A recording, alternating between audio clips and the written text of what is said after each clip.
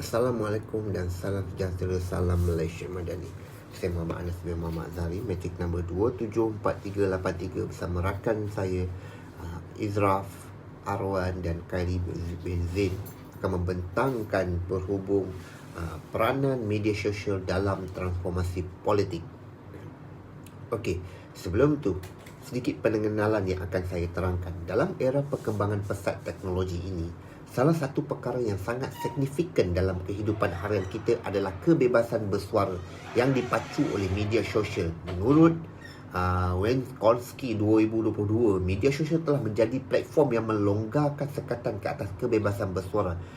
Rakyat kini boleh berkongsi pendapat tentang pelbagai isu termasuk politik tanpa rasa takut akan penapisan ketat oleh pihak berkuasa. Selain itu, media sosial juga membuka pintu kepada akses maklumat yang lebih meluas dan pantas memberi ruang kepada individu berkongsi pandangan yang sama untuk bersatu dalam mencetus perubahan.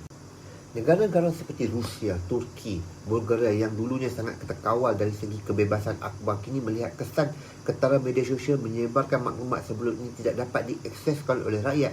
Di sini dapat melihat bagaimana media sosial menjadi pemangkin kepada penyampaian maklumat serta memberi peluang kepada rakyat untuk membuat keputusan tanpa pengaruh berat sebelah daripada pihak kerajaan.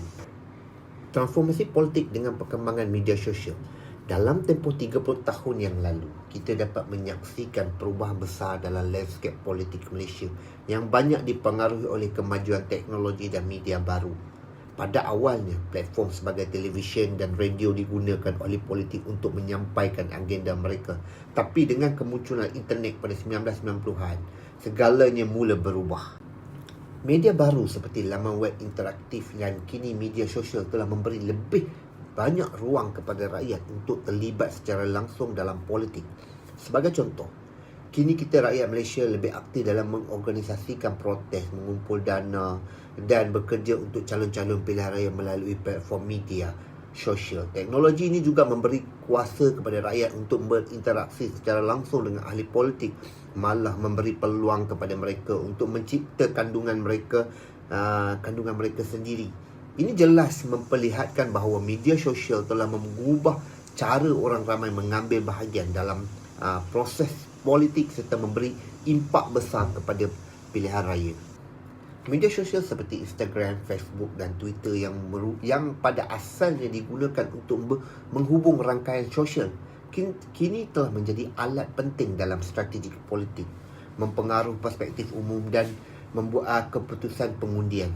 Dengan ketiadaan kawalan editorial yang ketat seperti dalam media tradisional, media sosial boleh menyampaikan maklumat secara terus kepada pengguna, menyebabkan komunikasi politik menjadi lebih dinamik dan tidak terjangka. Media sosial sebagai ejen sosialisasi politik. Media sosial bukan sahaja memainkan peranan dalam menyebarkan maklumat, tetapi ia juga berfungsi sebagai ejen sosialisasi politik. Seperti yang kita saksikan, tabiat rakyat dalam mendapatkan maklumat politik telah berubah dengan ketara media sosial kini menjadi sumber utama berita politik, menggantikan media TV tradisional seperti TV, surat khabar, radio dan sebagainya. Parti politik menggunakan media sosial untuk menyampaikan naratif mereka dengan mempengaruhi pandangan orang ramai.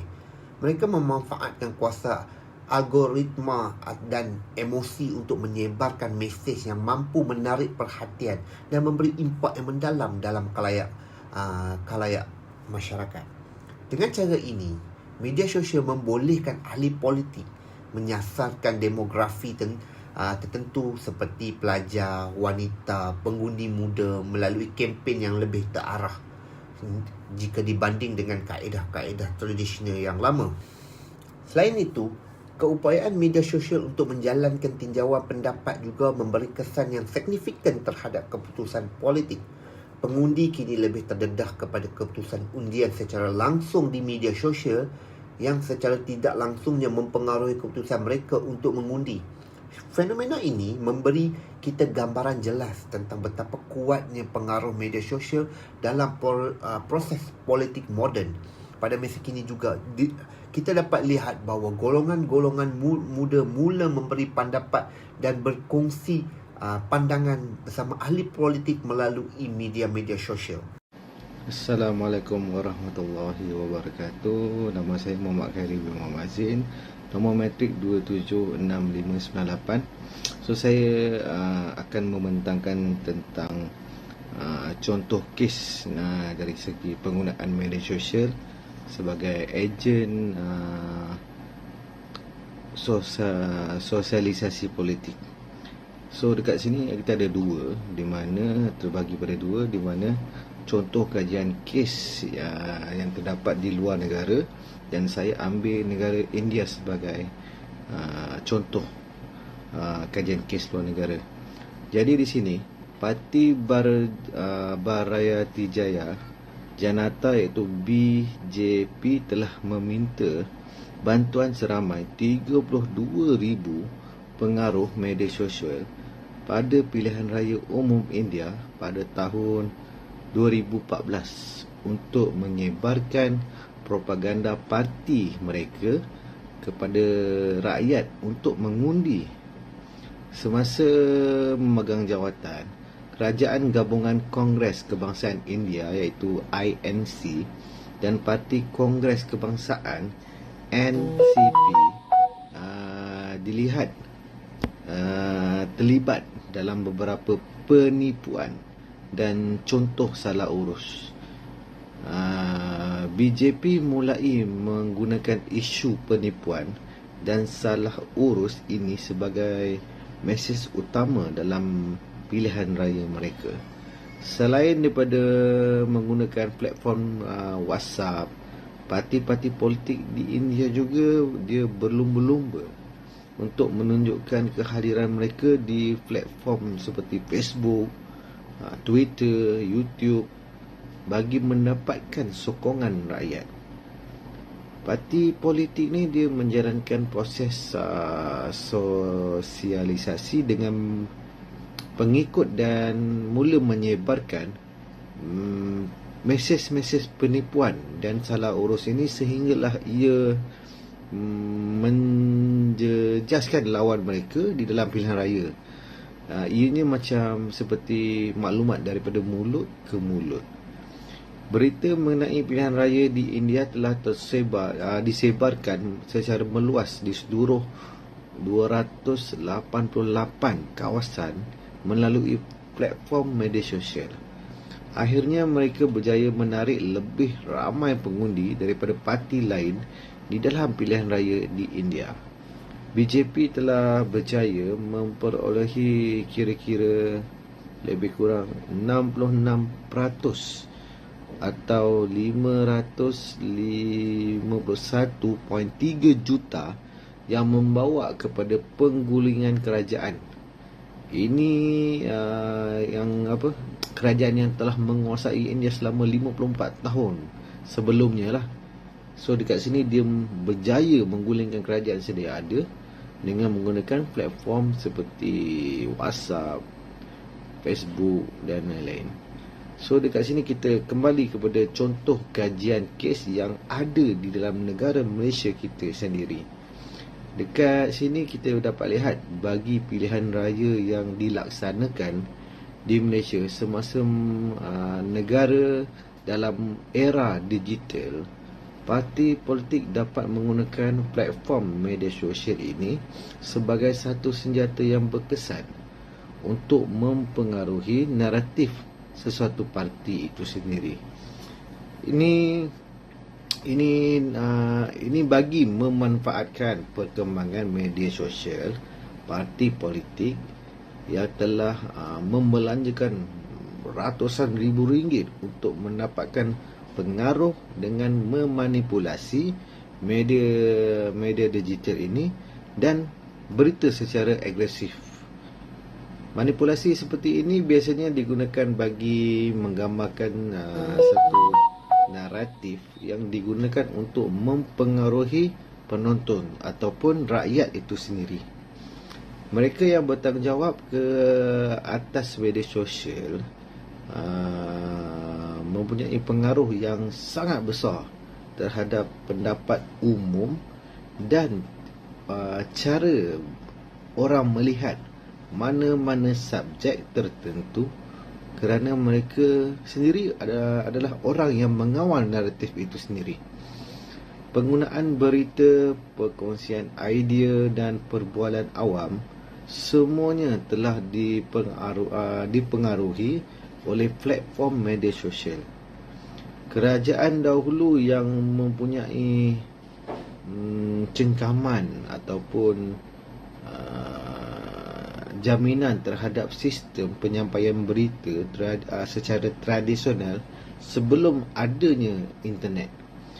Akibatnya, naratif yang disampaikan kepada rakyat Malaysia secara konsisten mempunyai unsur berat sebelah, di mana ia memihak kepada satu parti, kepada mana-mana parti yang memerintah negara itu sendiri. Walau bagaimanapun, percambahan komuniti dalam talian dan media sosial telah mengubah keseluruhan ekosistem maklumat. Dalam hal ini, penyebaran maklumat kepada rakyat Malaysia akan dikawal oleh sesiapa sahaja yang boleh menguasai media sosial, termasuklah ahli politik itu sendiri. Di mana kita dapat lihat di mana Statista melaporkan bahawa pada Januari 2023 kira-kira 78.5% rakyat Malaysia adalah pengguna media sosial yang aktif. Angka ini dilihat sebagai satu angka yang sangat besar kerana ia boleh memberikan kesan kepada pilihan raya umum yang ke-15 negara. Menurut data ini, rata-rata rakyat Malaysia menggunakan media sosial untuk lebih daripada sekadar keseronokan. Sebagai contoh, mereka juga menggunakan untuk mengikuti perkembangan terkini tentang peristiwa-peristiwa yang terjadi pada masa itu.